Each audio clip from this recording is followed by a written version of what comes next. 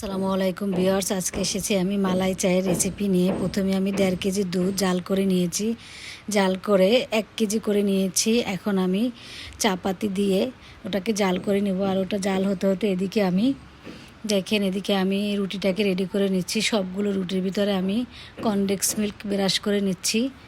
সবগুলো রুটিতে আমি condense milk লাগাইয়ে সুন্দর করে ব্রাশ করে নিব। সব সাইডে সাইডে সুন্দর করে লাগাই দিচ্ছি। আর এই যে লাগানো হয়ে গেছে, দেখেন সবগুলোতে আমি লাগাই নিলাম। এদিকে আমার চাটাও প্রায় হয়ে গেছে, আর একটু বাকি আছে আমার চায়ের। দেখেন রুটিটা ছেঁকে নিলেই হয়ে যাবে। এই যে রুটিগুলো আমি সুন্দর করে ছেঁকে নিচ্ছি। এই যে পোড়া পোড়া রুটি, যে পোড়া রুটি ভাইরাল পোড়া রুটি, এই যে পোড়া রুটি করে ফেললাম। আমি একটা শিকের ভিতরে দিয়ে সুন্দর করে পুড়ে নিয়েছি সবগুলো। আর এদিকে চায়ের কাপে আমি একটু করে কনডেন্স মিল্ক দিয়ে নিলাম, কারণ আমি আলাদা করে চিনি দিই না, কারণ দুধটা ঘন হয়ে গেছে, তাই আমি আর চিনি আলাদা করে দিলাম না। কনডেন্স মিল্কে চিনি যেটা আছে ওটা দিয়েই আমার মিষ্টি হয়ে যাবে। এই যে চাটা রেডি হয়ে গেছে, এখন আমি সবগুলো কাপে ঢেলে দিচ্ছি।